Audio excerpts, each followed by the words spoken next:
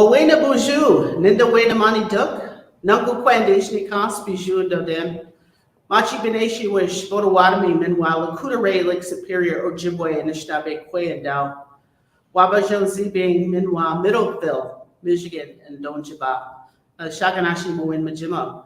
Good afternoon, everybody, my relatives. My name is Shannon Martin. I'm an enrolled member with the Machi Beneshi Band of Potawatomi, or the Gun Lake Tribe, and a descendant of the Lakudare Band of Lake Superior, Ojibwe. I am a Lynx Clan woman, and I reside in Middleville, Michigan, which is squarely in Gun Lake Potawatomi territory.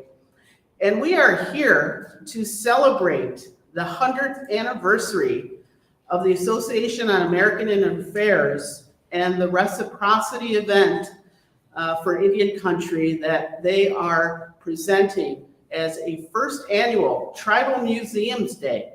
So 100 years, the Association on American Indian Affairs has been serving Indian country, supporting a vision and create a world where diverse Native cultures and values are lived, protected, and respected. The association is honoring and celebrating tribal museums and cultural centers across Indian country today for this first ever Tribal Museums Day. So we thank you for joining us. Next to me is my brother and my best friend, one of my best friends. So I'd like to have him introduce himself. Nduwe magara du makade wase yamaguns nadishnakas makwa and doden Ojibwe Anishinabe and Dow Saginaw King and Donjiba.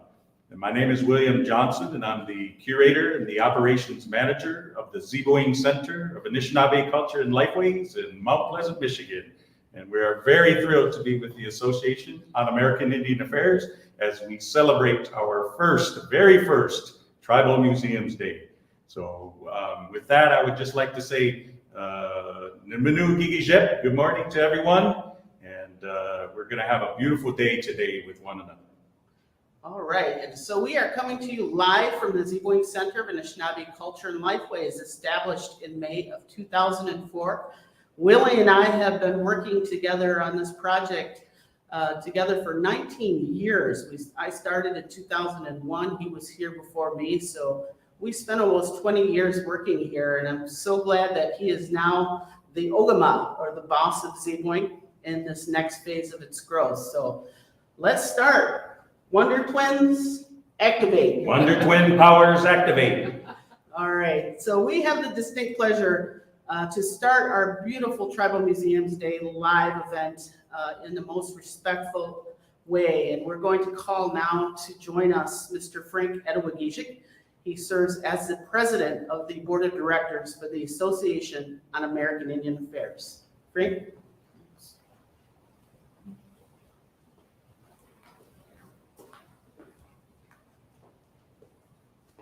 Got to get in the right spot here.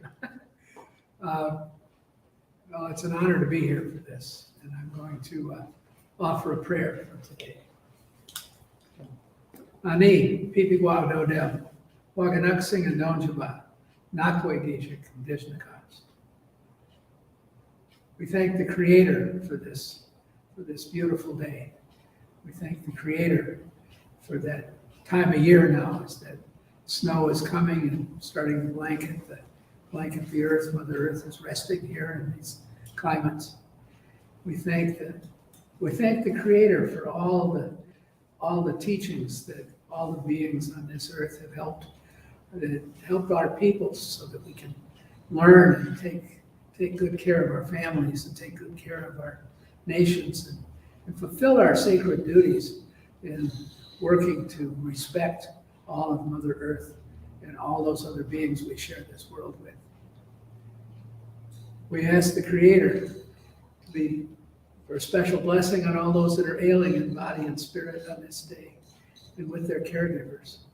We ask the Creator to look out after them and to help give them the strength they need to face the challenges in their lives now. We give thanks for all those elders throughout the countless centuries that have passed things on to us, and ask that we have the strength and the wisdom to pass on the things to those coming generations.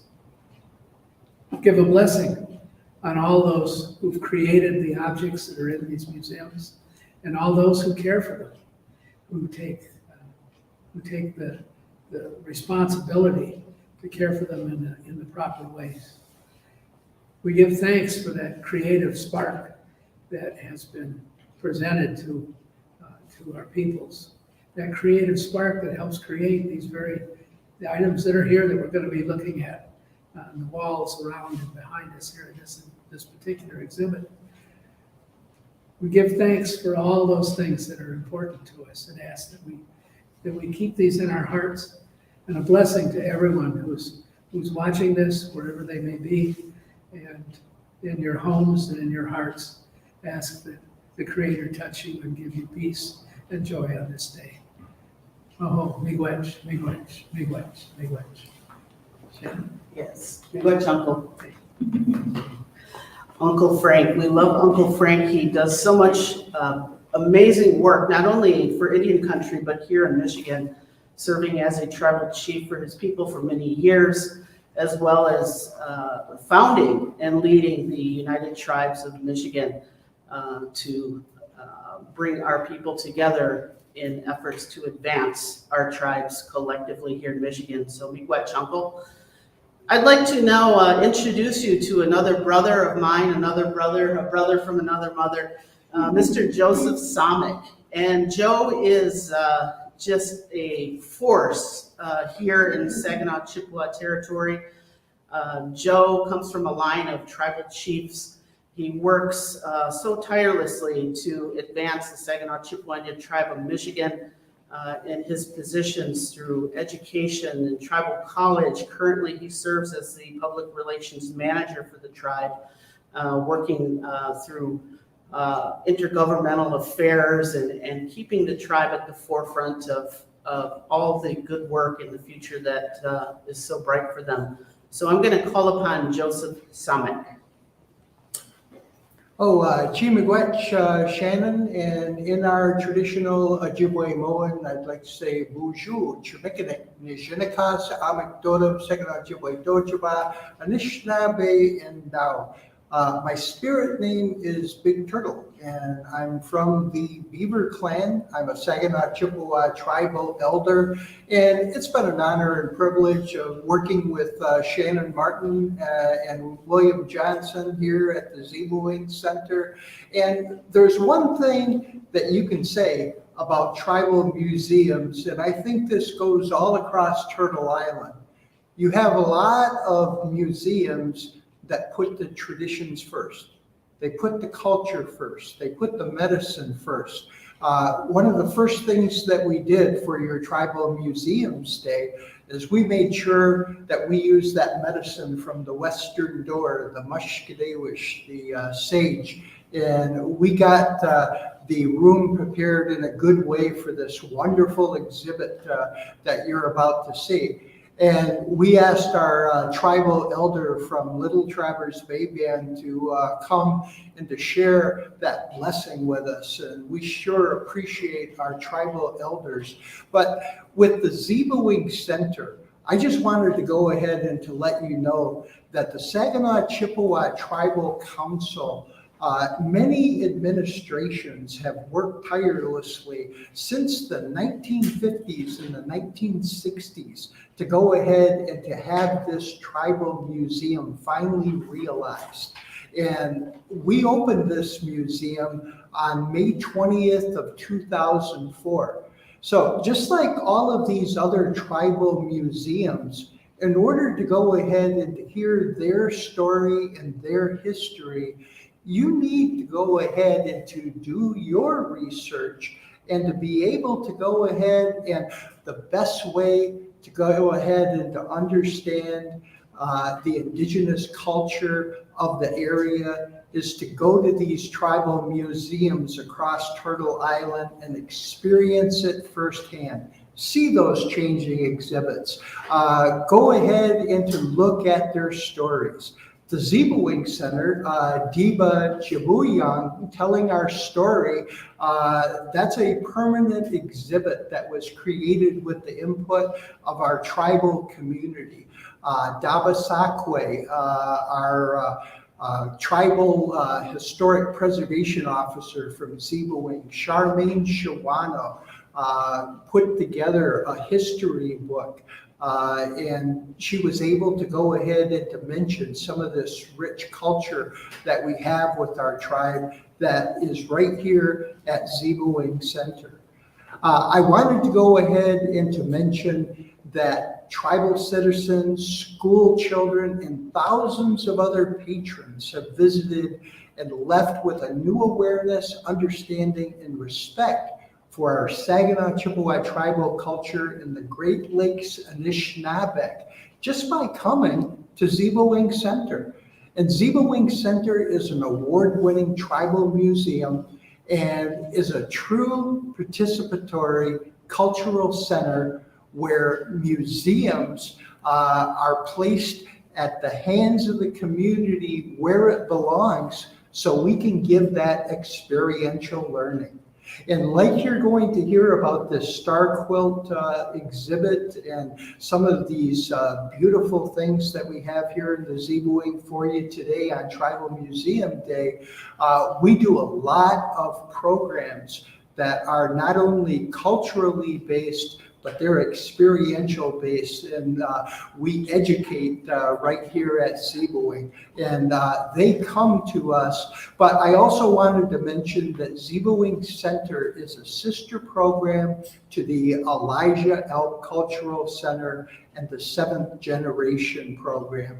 And I'm sure that Shannon Martin and Willie Johnson will have some more information for you, but suffice it to say, on behalf of our tribal elder, Frank Edowagijik, and the Saginaw Chippewa Tribal Council and our tribal membership, it's an honor and a privilege to be with you. Check out our tribal museums across the country, visit their gift shops, support our tribal elders and our artisans that make this wonderful craft, and you're supporting our tribal families. And I'll turn it back over to Shannon Martin.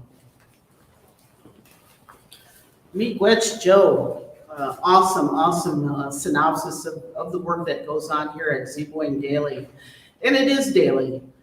Because the Ziibiwing staff not only provides the outward-facing exhibitions, public programs for the community and general public, but they work behind the scenes to nurture relationships with tribal members and community members to showcase the beauty and dynamicism of our Anishinaabe culture. They also work tirelessly to bring home our ancestors from various institutions and museums across the country and across the world. So without further ado, I'm going to bring back William Johnson, Willie J, to talk with you a little about this beautiful exhibition that is community directed, currently on display here in our changing exhibit gallery at the Ziibiwing Center. Willie? Nindawe Maganaduk, all my relations. Makade, Wase, Yamaguns, the traditional cost. Little black, shiny light, prismatic stone, I am. Little black diamond, I am. Makwa and Dodane, bear plant, I am. Ojibwe, Anishinabe, and Dao. Ojibwe, Anishinabe, I am. Saginaw, a king and Donjaba. I'm from the Saginaw Chippewa Indian Tribe of Michigan. My name is William Johnson, and I'm the curator and the operations manager of the Ziibiwing Center of Anishinaabe Culture and Lifeways. The Ziibiwing Center of Anishinaabe and Culture and Lifeways is an entity of the Saginaw Chippewa Indian Tribe of Michigan, and we're a 34,349 square foot state-of-the-art tribal museum and cultural center. We're most thankful to the Association on American Indian Affairs as we celebrate Tribal Museums Day, and we're most thankful for being a part of this inaugural event. We'd like to pay tribute to our Saginaw Chippewa Indian Tribe of Michigan Tribal Council, and our tribal chief is Teresa Peters Jackson. Our sub-chief is Jennifer L. Wasagichik. Our treasurer is Gail Rule. And our secretary is Martha Wemagwatz. We have true girl power in our executive council, executive tribal council. The Saginaw Chippewa Indian Tribe of Michigan has the very first all-female Anishinabe Kwe executive council. And we're most thankful for all these beautiful women who give us the metal and the titanium in our spine to do the work that we do each and every day. We cannot forget our Sergeant at Arms, David, Baby Dave Merrill, is an amazing man. And also our chaplain, Alice Joe Ricketts. And let us not forget the contributions of our very own Diana Quigno Grognall, also Frank Cloutier, Lucas Sprague, Mary Quigno, Ronald Nelson, and we can't forget Samantha Chipaway. It's our Saginaw Chippewa Tribal Council, and we're going to do our very best on their behalf today. Let us not forget our Saginaw Chippewa Tribal Administration, our Tribal Administrator, Mr. Dustin Davis, and also our very own Ruben Masquida, the Assistant Tribal Administrator. So we have a beautiful exhibit, Michigan State University Museum, Anishinabe quilts. And it's a beautiful exhibit called Native Star, Indigenous Quilts of Honor and Care. It features 18 quilts, and we grand opened this beautiful exhibit, and we grand opened it in honor of Native American Heritage Month on Veterans Day, with a beautiful day to grand open and a most awesome exhibit. And we're going to be scheduled till March the 25th of the year 2023. So in order to talk a little bit about the Native Stars, Indigenous Quilts of Honor and Caring, we have to know a little about the morning star. It is the last and brightest star in the eastern horizon during the right before dawn, and it is a connection to the living and our ancestors. It is the bridge between the earth and the grandfather sky, and it's the spirit path that our ancestors travel into the spirit world. Many star designs are throughout tribal artwork, including beadwork and buffalo hides and Anishinaabe porcupine quill work, including many beautiful examples of artwork. And we're most thrilled to be able to sponsor this beautiful event. One of the things that we would like you to understand about Native quilting is early as 1820, tribal artists have been using steel needles and purchased material to create the most beautiful examples of artwork that you could ever hope to see. And we're very thrilled to be showing these Native quilts at the Ziibiwing Center of Anishinaabe Culture and Lifeways in Mount Pleasant, Michigan, in our changing exhibition room. So we're most thankful to Michigan State University Museum for this beautiful collection. It was a collection that was put together through the Michigan State University Museum and the Smithsonian's National Museum of the American Indian. And they worked collectively with many tribal artists throughout the United States and Canada, and many museums and other organizations to put this beautiful exhibit together. The last piece to the puzzle that I would like to talk about before we move forward is our wonderful curators at Michigan State University. One, Marcia McDowell, who is the curator of folk art and quilt studies. Lynn Swanson, who is the cultural collections manager. And then also Mr. Kurt Dewhurst, who is the curator of Lifeways and cultural heritage. So we're most thankful for our MSU Museum curators. Let's not forget the In Stitches Quilting Group, Colleen Wagner, Becky Pam Ediger, Sarah Hughes, Ellie Van Horn, and I'm sorry. So anyways, we would also like to honor our very own James Chippewa. He's an MSU Museum student, and he's also here at the Ziibiwing Center as a cultural resource management intern, and we're most thankful to have him on staff. And lastly, Our financial support for this beautiful exhibit is made through the Michigan Traditional Arts Program and also Michigan State University, with in-kind support from MSU Museum, the In Stitches Quilting Group, and the Ziibiwing Center of Anishinabe Culture and Lifeways. So with that, I say miyu, and we'll turn it over to Shannon, and then we'll have an opportunity to work with James to see a little more of the collection. So thank you very much, miyu. That is it. All right, miigwech, Willie. Yeah, this exhibition, we're going to try to pan around to show you some of these beautiful quilts that are currently on display here. And we know that through our beautiful quilting tradition, when you're gifted one of these quilts, it's one of the highest honors, as almost as high as receiving your first eagle feather. So these quilts carry with them the love and comfort from many hands. These quilts carry stories, because we know in our quilting traditions that many people work on quilts together, and they sit around the quilt and stitch and share stories. So stitching our love and our stories together is what this exhibition is all about, and it's community driven, so that's the most beautiful thing. But at this point, we're going to zoom across the country. And so we ask you to grab your chairs and fly with us on over to New Mexico. And we are going to be joining Sherry Rupert from the Indian Pueblo Cultural Center. Sherry is the Chief Executive Officer for the American Indian Native Alaskan Tourism Association. And she is going to come to us live from the Indian Pueblo Cultural Center to show what's happening there, as well as to give us some important information about cultural tourism and how her association supports tribal museums and cultural centers. So Sherry. Thank you, Shannon, and congratulations to the Association of American Indian Affairs on their 100th anniversary and on the inaugural Tribal Museums Day. I'm happy to be here at the Indian Pueblo Cultural Center in New Mexico.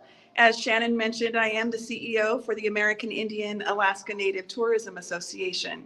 We're a national Native nonprofit, and we work with all 574 tribes across the nation and Native Hawaiians to help them to develop tourism in their tribal communities. And when I was asked by Shannon to participate today, it just seemed like a natural fit for us, because tribal museums across the country are really what we encourage travelers and visitors to do first on their journey through Indian country. These tribal museums and cultural centers are the first stop. They're the place where you have our traditional culture keepers, and also the story that the tribal communities have come together and said, you know, this is the story that we want to tell. And so it's very important that we continue to work toward bringing awareness to the importance of these museums and cultural centers across the country. Many of the tribes across the country are spending billions of dollars on these cultural centers and museums. And they know that this is not going to bring, you know, a ton of money into their economies, but it's worth it to them to tell their stories in their own words. And it also is an opportunity for the tribes to perpetuate their culture. Without these museums, without art, our culture would be no more. And so that's why it's so important for us. So as I'm here at the Indian Pueblo Cultural Center, we're so excited to be able to share with you some of the activities that are going on here today. And I'm going to take you outside. I'm going to flip my camera around here, and we're going to take a walk and take a look at what's going on outside in the courtyard here. Human being of this world. Remember that. Remember, no one is higher than anybody. We're all at the same level. It don't matter how much gold, silver you have in your life. We're all the same world. Remember that. That's all it These takes. are the Apache crown dancers. These dances here, we don't make fun of them.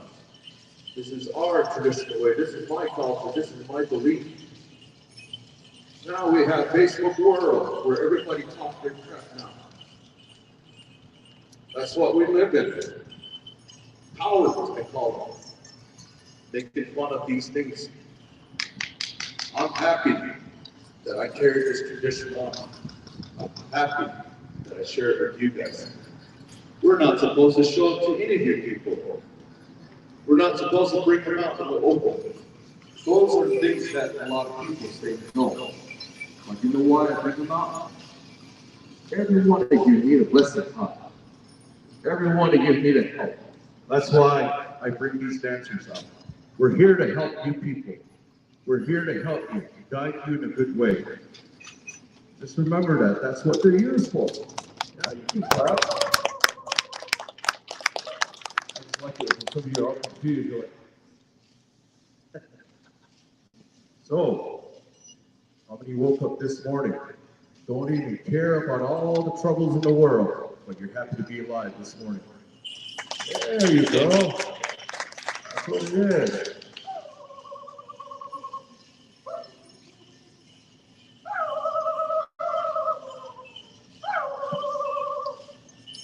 There's what we call the good road. So how many of you travel? The ones that didn't raise your hand, so how'd you get here anyways? We all travel, right? Every one of us, we get up, we walk, we travel. So this song is what's gonna bless you guys. No matter what, if you go from your bedroom to your kitchen, you're gonna be blessed no matter what.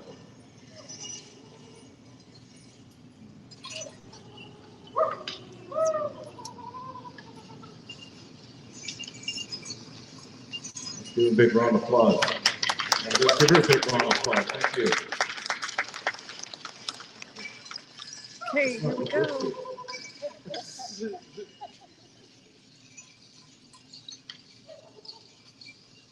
It's a treat for us to be able to do this for you today on National Tribal Museums Day. We don't often get to have the opportunity to film something like this. We have to get permission from the dancers from the cultural center here. What I said was the road that I travel on. I always travel good with my prayers and my blessings. May it always help me no matter what.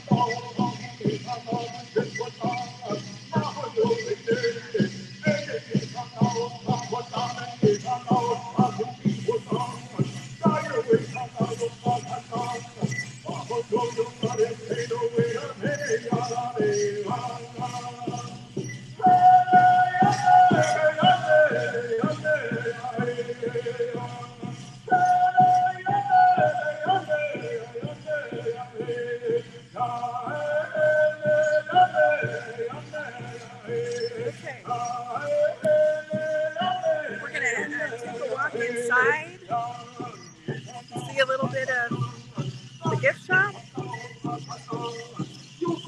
and the restaurant.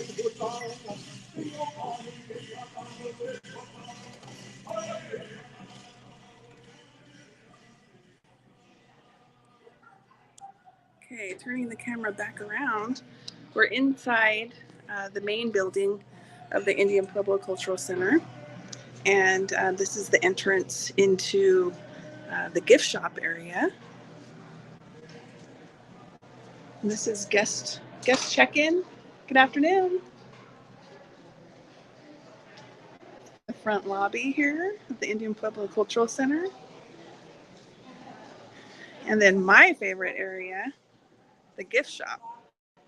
And I think that's one thing these museums and cultural centers kind of sets them apart is the beautiful artwork that they have available for purchase. It allows our native artists to be able to sell their beautiful artwork and to provide for their families, to continue their culture, and just bring art and beauty into our lives.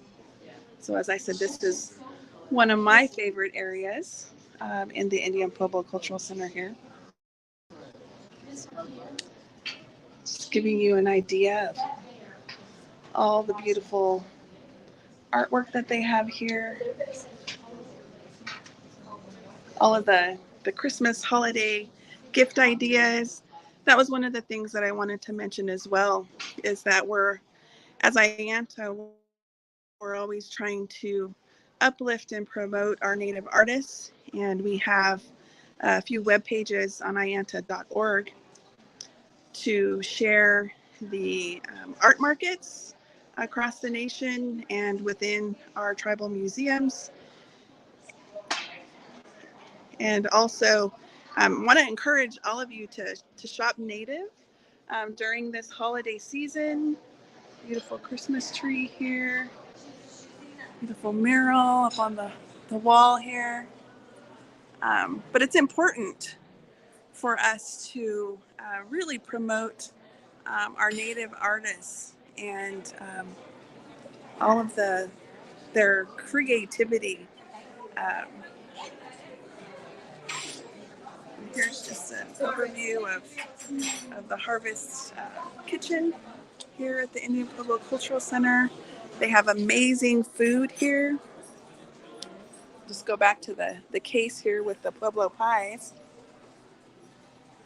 and the oven bread. I see people coming in here all of the time looking for the oven bread.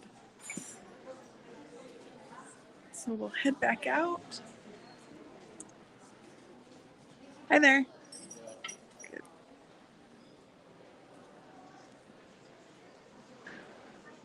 Okay, we're heading back out to the dancing, and then I just want to take you over quickly to the exhibits itself in the museum, just to give you a taste of the Pueblo story.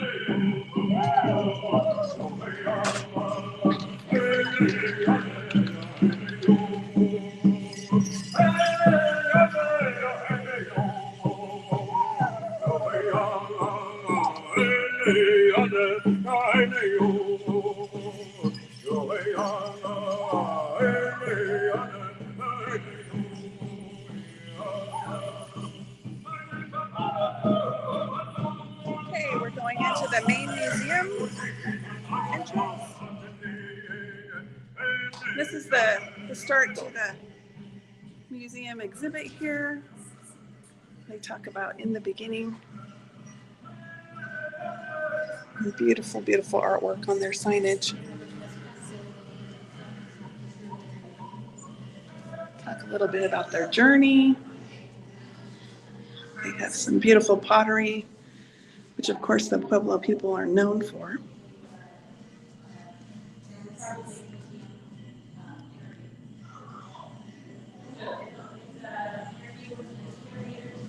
Just make our way through here, just to give you an idea of what it looks like.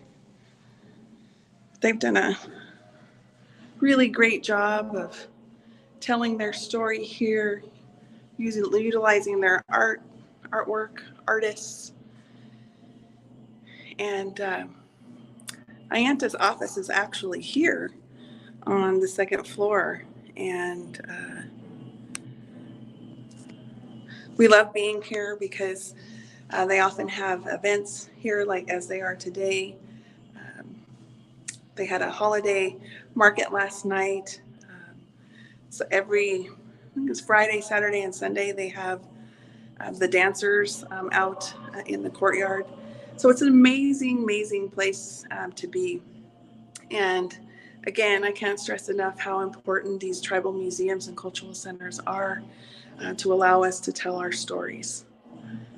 So thank you again to the Association for American Indian Affairs. Thank you very much, Sherry Rupert. And I like that idea that you were talking about shopping native. And here we are on cyberspace on all of these different platforms. Make sure that you do that research and check out your local tribal museums, and let's support those native artists out there.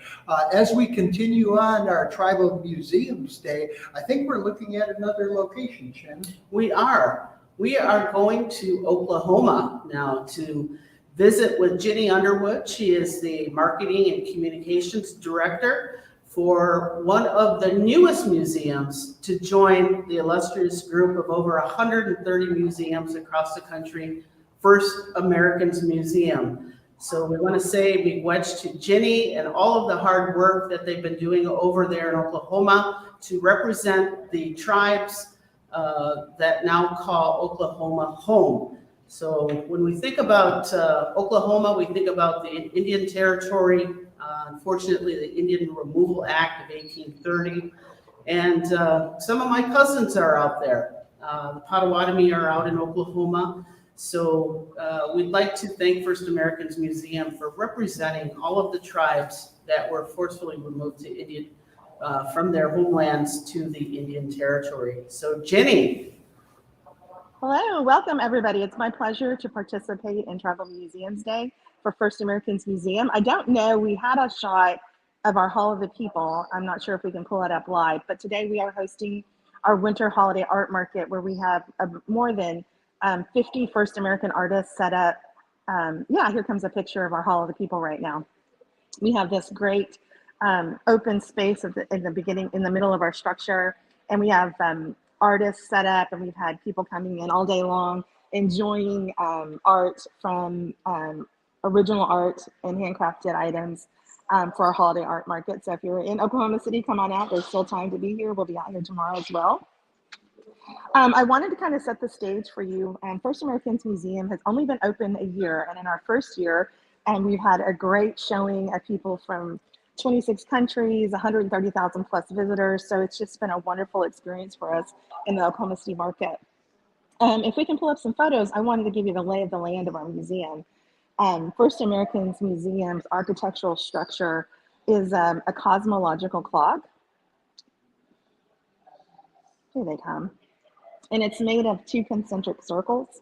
As you can see, the back circle is our mound, Fam Mound. We have 39 tribes that are residing in Oklahoma today. And a lot of those tribes were from mound cultures. And then we have the circle in the front. They both join together in that glass structure, which is called the Hall of the People. And that is a nod to the Wichita tribe. It's a Wichita Grass Lodge. And so the Apache, Caddo, Tonkawa, and Wichita tribes were original to Oklahoma, and the rest of the 39 tribes, or the rest of the tribes that we represent, were forcibly removed here during Indian removal. So the FAM, our main entrance faces east, and everything about our architectural structure was made with input from tribal leaders as well as tribal community members. And so our main entrance faces east. And during special times of the year, like the autumnal and vernal equinox, the sun will rise through our east entrance. I think there's a picture of that as well.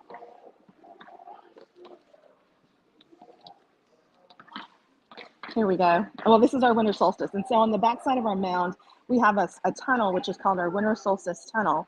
And on the winter solstice, which is coming up December 21st, the sun sets through our winter solstice tunnel. And then during the summer solstice, which we do have a photo of that as well, the sun will set at the peak of our fan mound. So every aspect of the architectural structure of the museum itself has some kind of connection to certain times of the year that were important to our indigenous tribes that came to Oklahoma. So before we start moving into the gallery space, I'm going to give you a quick walkthrough. Let me see if I can turn my camera around here. Here we go.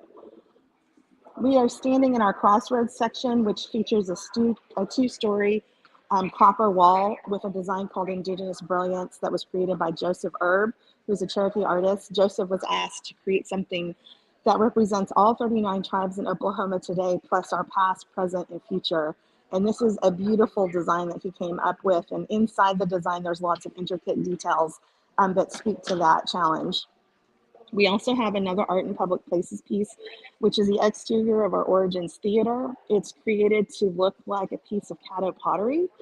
Jerry Redcorn, who is a Caddo elder, revived Caddo pottery and hand drew this design. And we had to work with additional artists to get it digitized and then scaled up to a 14-foot wall. No, you're great. Say hello. Very good. So we begin our journey into our galleries and we start with our origin stories. We have a 360-degree theater where you learn about 4 different origin stories from different tribes that represent where we came from, like the earth, the water, the sun, and the stars. And then we enter into our galleries, which is divided into 3 chapters. If you notice, the first chapter is from our origin to Indian removal. And if you look at the color schemes, it shows bright colors. It has a factual timeline on the left. And then on the right, it kind of is the heartbeat stories about the timeline itself. And in this section, our people are in their cities and places of origin. They're in their communities. They're living life as God intended us to live it during this time frame. And so the color scheme's a little bit different. And then we move into a darker era in history, which is the second chapter of Indian removal to statehood. And you can see that the color schemes change. We start to talk about the Indian Removal Act. We start to hear stories of boarding schools. And throughout the exhibitions, we have these moving fires, which are audioscapes. And you can come in and hear stories from the audio perspective about things that relate to the timelines. You can see darker periods. And then moving from assimilation into removal, then we go into the next chapter with the statehood to today. And so we're looking at laws that are impacting our tribal communities today, how we live within our current systems. So we kind of have a different visual display there as well. Now, something important to note is that we had an all-native curatorial team. We had 11 curators, and all of them were First Americans, and I think all but one were from tribes here in Oklahoma. And we have 29 digital interactives that people can enjoy throughout the course of their experience here at First Americans Museum. Everything here is told in the first-person perspective. So it's I, us, we, us telling our stories versus in some museums, it's they, them. So that context is really critical and something that's different about coming and sharing this authentic experience at First Americans Museum. Once you get through, let me take a look back here. That little walk we just took was about 500 plus years of history. And then we want to move and literally turn the corner of looking at more of a modern context, because what we hope people take away from First Americans Museum is that we are very much a living, practicing culture, and that we are thriving today. And so a lot of what people know about First Americans, there's research that shows that they've learned it in grades K through 12. And a lot of times that history stops in the 1920s. So there's a huge narrative that's been filled in by non-natives, a lot of missing information. And so we start to begin to get into that, our perspective on our history, culture, and traditions. And so we take a realistic look at what isn't accurate. And we also take a look at how we perceive ourselves through humor. And then you can also jump into our powwow van here and take a video ride across Oklahoma to see how different tribal customs and practices are being implemented today, which is kind of a fun little escape for folks. Then we get into more of our Native American games and athletes. We've got lots of great contributions in the field of games. We have stickballs. We have digital interactives. This is a hand game interactive where you can play a hand game against a team online, which these lovely ladies are doing right now. We have a second interactive, which is called Chunky Ball, where you can roll a stone and whoever gets closest to the stone wins. So there's another interactive there. We just recently installed this Thunder jersey for Lindy Waters III, who's a Kiowa Cherokee athlete for the Oklahoma City Thunder. And he was able to come by and see his own shirt recently added to our collection. But we look at all major Native American athletes. And once we celebrate the athletes and our contributions to sports, we move into our warrior section. And in this section, it's not necessarily warriors as people that go to war, but people who support warriors as peacekeepers, as those who care for our community and make sure that we're safe. So we celebrate both men and women in this section of warriors. And one of our popular exhibits is this interactive database. And you're able to scroll through and look for Native veterans. And then you can learn about different veterans. And so we started this project and we have opened it up twice around the Veterans Day. And so people can come in, and if they don't see their veteran listed, they can come and submit their details so that this database continues to grow and shows, again, our main point that we're still a thriving, productive, active community practicing our cultures and traditions. So this is, again, the exterior of our Origins Theater, which is a huge Caddo pottery piece. And then we walk around to the section that kind of is a send-off for the Oklahoma portion of the exhibition. You know, many of our tribes do not have a word for goodbye. So we represent different things that are used spiritually: tobacco, sage, sweetgrass, and then different ways that we send ourselves off from each other until we see you again, those kinds of things.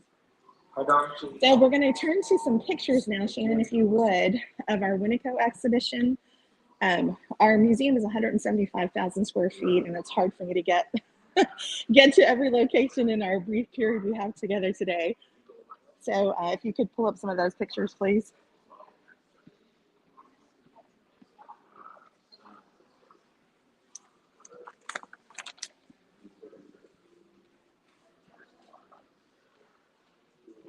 We have 140 objects that are on loan from the Smithsonian's Native American Museum of the American Indian. And these objects were curated at a time around 1909 when they thought tribes were going to become extinct. I do have photos of this, Shannon, if you can pull them up. They were curated at a time in 1909 when they thought that our tribes were going to be extinct, and so they were purchased for pennies on the dollar. And we worked with tribes and across the state, all 39 tribes, to represent 3 things that they wanted to have in the galleries that represented them. And so they were able to come and work with us and select different pieces for the Winneco exhibition. Are you still here? Do we have photos coming up?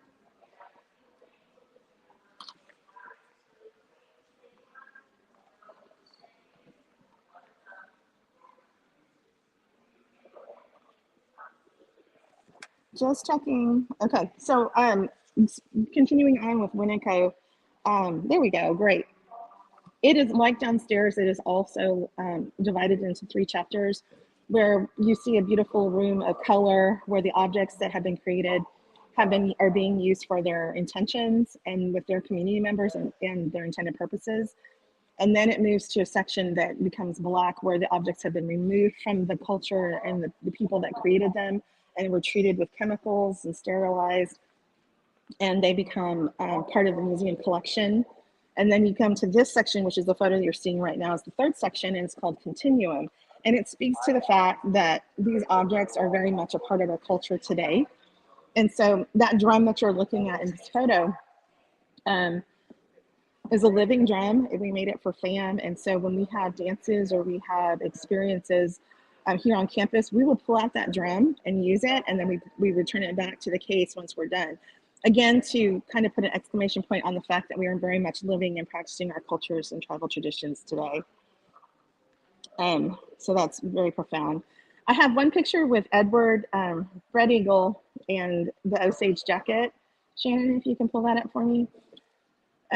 One of the things that we found, our curatorial team found as they were looking at objects to put it into the upstairs collection, there we go, thank you, is that a lot of the names that were being found on the items that were curated were there were still members of those families living today. And so we were able to connect 9 objects from our Smithsonian collection back to the families of origin. And so this is something that again, talking about the power of a tribal museum and having Indigenous curators working on these elements. We were able to connect, this is one of the families. This is Edward Red Eagle Sr., and he's standing next to an Osage jacket, which is in the cases upstairs. And it belonged to his great-great-grandfather. And the Red Eagle family was able to come in before we put it into the cases and touch the jacket and reimprint their DNA into the jacket, which is unheard of in museum work today. You're fine, go ahead. And so it was a really moving experience to be able to be in the room when this family was sitting here and observing this object. And he stood there and looked at it and he said, "Are there slits in the back of the coat?" And the Smithsonian person said, "Yes, but we stitched them up." And he said, "Are there slits in the front of the jacket?" And she said, "Yes, but we stitched them up." So he knew that there were cultural adornments that were, and so they were able to add to the knowledge that existed with the details of the jacket. So it was a really profound moment.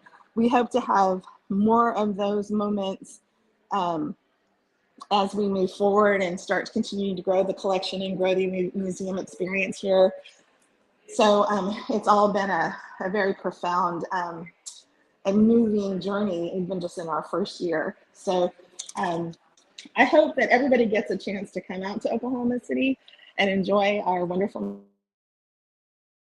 the winter holiday art market. I'm walking into the Hall of the People, where you can see we have wall-to-wall people and vendors going on a beautiful Saturday morning or afternoon at this point. And if you come to FAM, you can also enjoy our 39 Cafe, which features Indigenous cuisine. We have citizen Potawatomi chef Loretta Oden, who has crafted our menu, and we source our ingredients locally. For example, at one time we had our buffalo came from the Cheyenne Arapaho tribe, as well as Indigenous ingredients from just here in Oklahoma in general. Yes, there's some wonderful food there. You won't find Indian tacos, but you will find some wonderful other ingredients that Chef Loretta has put together for us. So it's a beautiful day here, and we are so grateful to participate in this day with the Tribal Museum. Shannon, I will send it back to you guys.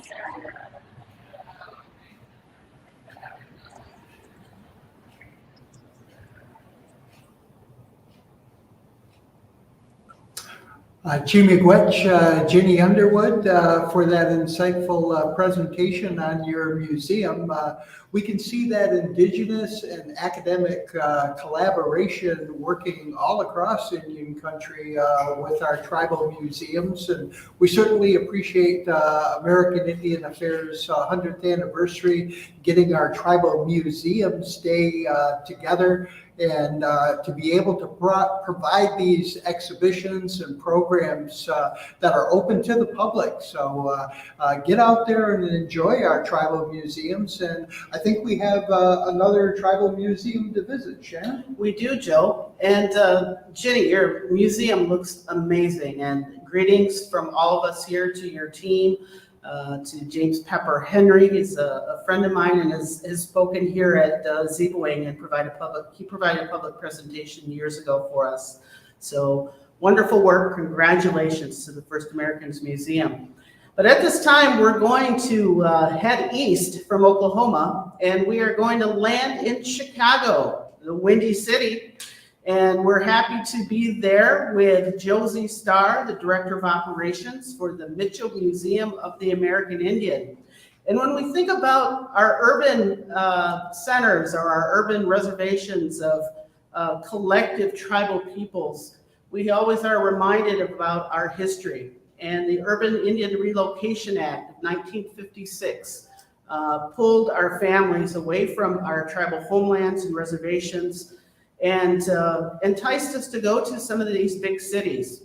And in Chicago, there is a thriving tribal community, intertribal community that works together on many initiatives as they indigenize the Windy City. And in the Anishinaabe language, Chicago means place of the big skunk in our Ojibwe language. So we're going to Chicago, and Josie Starr is going to talk with us and share with us what is going on at the Mitchell Museum of the American Indian. Josie. Ani Bonjour. We are so happy to be celebrating with the Association on American Indian Affairs on their 100th anniversary and their first annual Tribal Museums Day. We're happy to support their vision to create a world where diverse Native cultures and values are lived, protected, and respected. Thank you to Shannon at the Association on American Indian Affairs. Thank you to Shannon Martin, the coordinator for the Tribal Museums Day, and our fellow museums and cultural centers across the country. Thank you for bringing attention to our diverse nations and cultures. My name is Josie Starr. I'm an enrolled member in Fort Berthold, North Dakota, a citizen of the MHA Nation.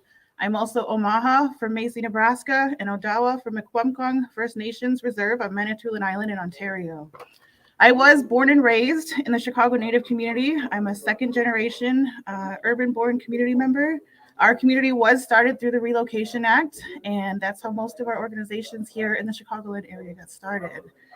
I work here at the Mitchell Museum as the Director of Operations. I've been here for a few years, but my family's been participating with the museum for a lot longer than I've actually been working here. The Mitchell Museum of the American Indian was founded in 1977, and we're currently celebrating our 45th anniversary this year. We are guided by a reimagined vision and anchored by new Indigenous leadership, an inclusive board of directors, and highly qualified staff representing diverse Indigenous nations from across the United States and Canada. We are a small staff here at the museum. There's only about 5 of us that are running. We are open 6 days a week. We're closed on Sundays. What do we do here at MMAI? We act as a platform for Native peoples to share their voices and perspectives through award-winning exhibits and programs.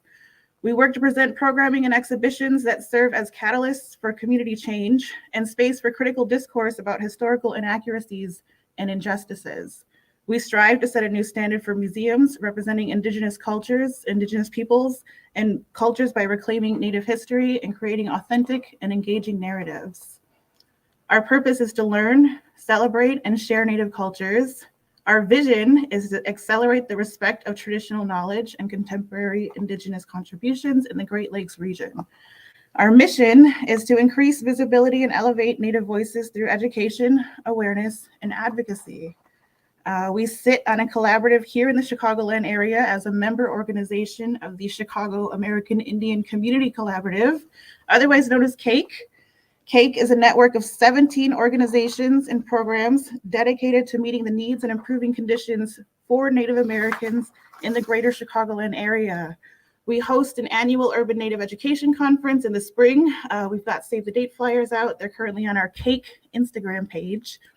And we have been making a lot of changes here at the museum in the past few years. As mentioned earlier, for the first time in our 45-year history, we now have a majority Native-led staff and board of directors. We have a renewed commitment to directly support Native artists, authors, and entrepreneurs across all of our programming, events, and products offered in our gift shop. This summer, we started an Indigenous medicine garden, and we unveiled a mural created by the Native youth from the St. Kateri Center here in Chicago. They were here for about a week, and they worked on the mural that's on the outside of the building. You can see a picture of it on our website. It's the Anishinabe creation story. There was about 9 youth that came here and worked together with Niguez White, who was one of the lead artists on our mural exhibit. You can read more about it on our website. In August, we launched our first ever online exhibit that highlights the incredible and meaningful work done by local Native artists and authors. You can find the link to it on our websites on the exhibits tab, and we feature local authors that are, we've got their stuff up here in our gift shop. You can buy it online. You can also buy directly from the authors. The first one I want to talk about, which you can read more about her on our online exhibit, is Maria DeJarlett. She is a local community member. She is a Rikara in Ojibwe, and she is a self-published author. She wrote 2 books. We carry them in our gift shop. Again, you can read more about it in our online exhibit. You can also read about her on her website, which is linked in our online exhibit. Her 2 books are Aka's Medicine and I'm Not a Costume. Again, self-published local author. The other author that we've got is another local author. He's Lakota. His name is Adam Kessel. He has 2 books that we carry in our gift shop, Zombie Gardening and Tales of the Plant Guardians. 2 very wonderful books, again, available in our online gift shop. Also on our online exhibit, you'll see a video that features the Sweetest Season, the Indigenous spoken word and song. We had the pleasure of working with the Goodman Theater on an evening performance to demonstrate Chicagoland's Indigenous communities' diversity of talent. The video from that performance is available on our YouTube page and on the online exhibit. We worked with 9 different local Indigenous artists, poets, songwriters. Again, highly encourage you to watch the video. We love working with them. We've been working with them throughout the year, these artists, to help promote them. Currently, we have 2 exhibits closing here next week. On Saturday is the last day to go see the exhibits.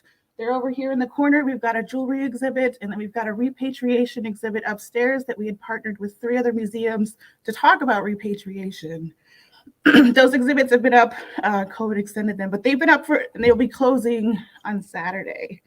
We are preparing for a new exhibit in January of 2023 is when we'll open, called No Rest, the Epidemic of Stolen Indigenous Women, Girls, and Two-Spirits, to remember, honor, and illuminate the plight of countless Native individuals who go missing or are murdered each year. We are excited to be able to bring that exhibit here to the Evanston area, the greater Chicagoland area, just to inform and talk about MMIW.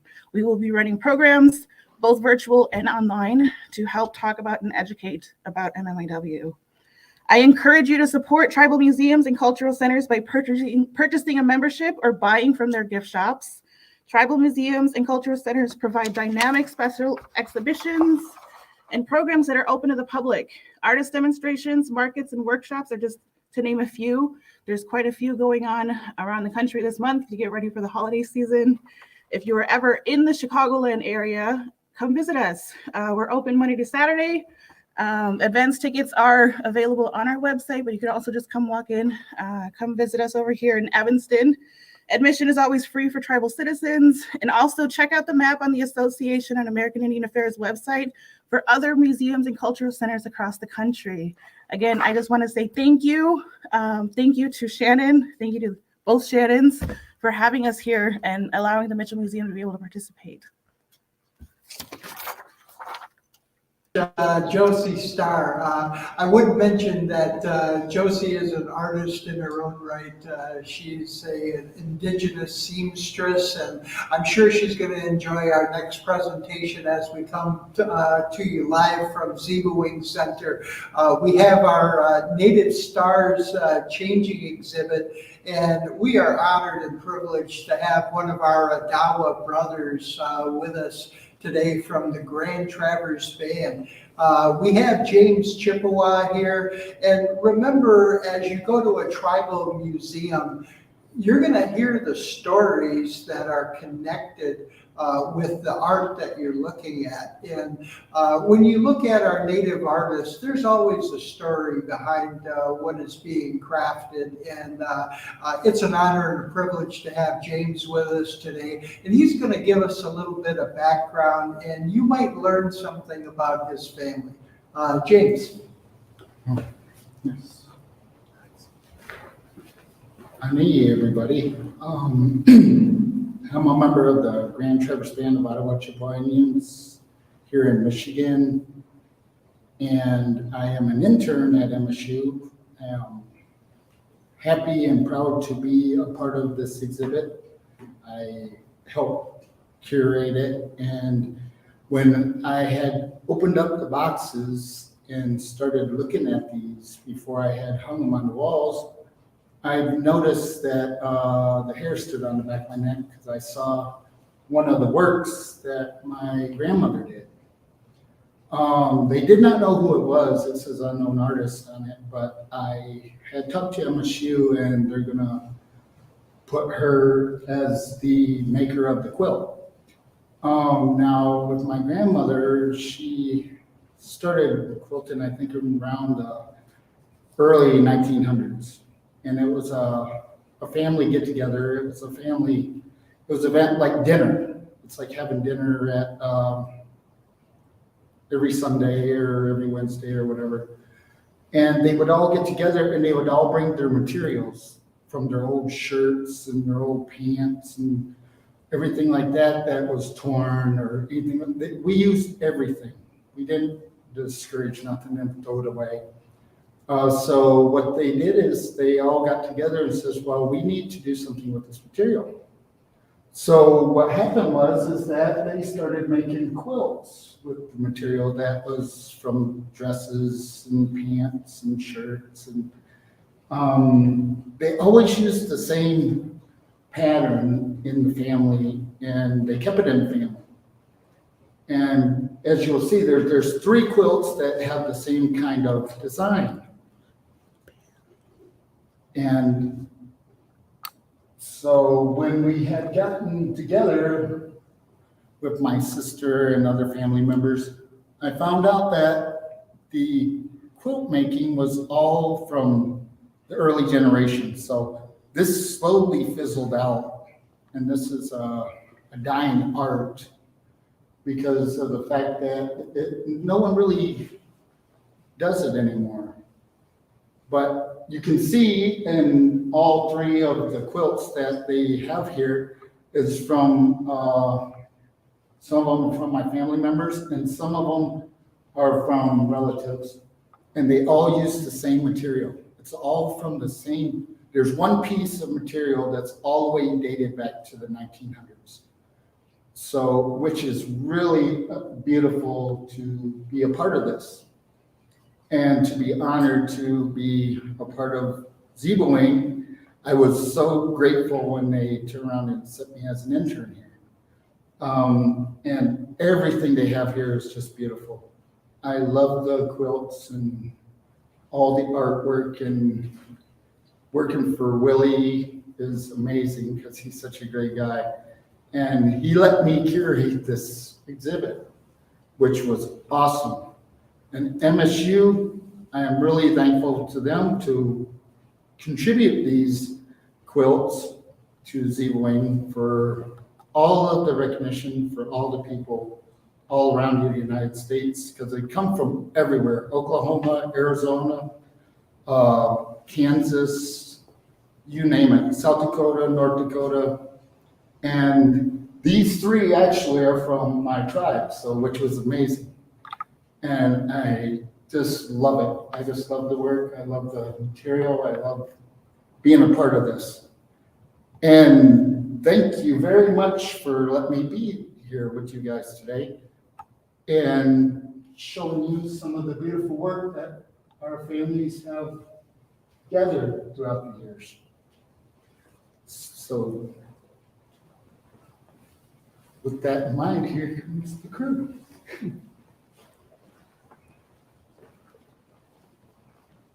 All right, here we are. We want to thank James for all of his work here at Ziibiwing. curating this wonderful exhibition. And we want to extend our gratitude, our miigwech, to the Indian Pueblo Cultural Center, and to Sherry Rupert, her team at Ayanta, over on to Oklahoma, to the First Americans Museum, and then to the Mitchell Museum in Chicagoland. So we thank Josie and Jenny for their wonderful presentations. But first and lastly, we'd love to once again recognize the amazing work that goes on at the Association on American Indian Affairs, and to a happy birthday to them for celebrating 100 years of service for Indian country.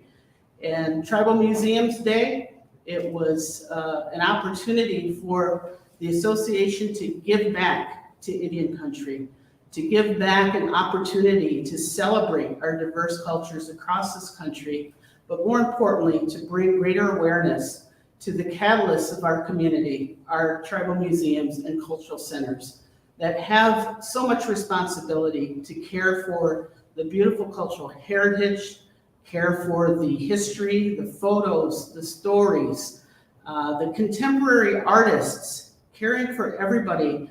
And of course, many of our tribal museums bring home our ancestors from museums and institutions across the world.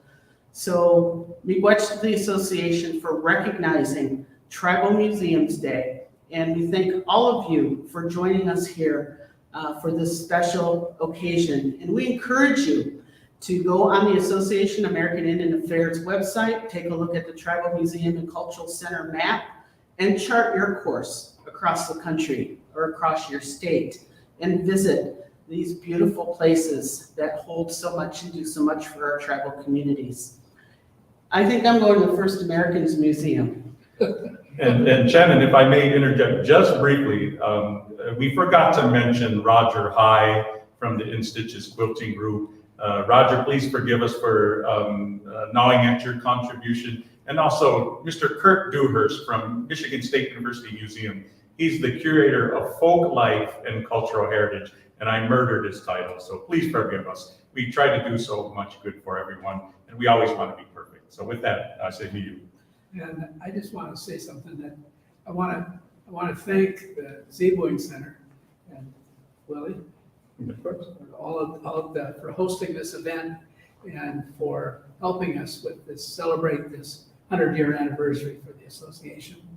And to remember that not only these institutions that you've seen online today, but there are many, many, many others that are hosting events today, and that we hope that that they're not just there today, but they're there all year. And we hope that everybody gets a chance to visit. Thank you. And we'd like to say miigwech for your time today, and be able to go ahead and to look at this holiday season.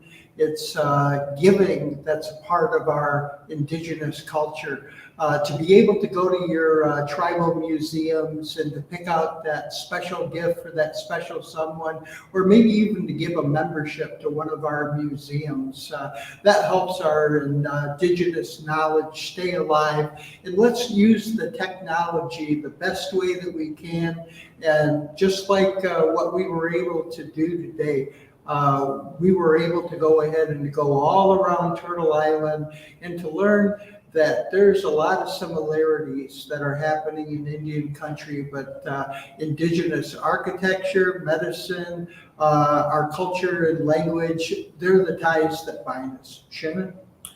So once again, miigwech for joining us here on the first annual Tribal Museums Day 2022. And to mark your calendars for next year, because the National Congress of American Indians has worked with the Association on American Indian Affairs to pass a resolution this year in recognition of the first Saturday of December to be designated as Tribal Museums Day. So next year, any other tribal museums that are joining us here today to take a look, we want to pass the feather to you next year so that you may be a host site when we go live again in 2023. So miigwech, miigwech to the Association on American Indian Affairs for your stellar work for Indian country. Miigwech. Oh. Bye-bye.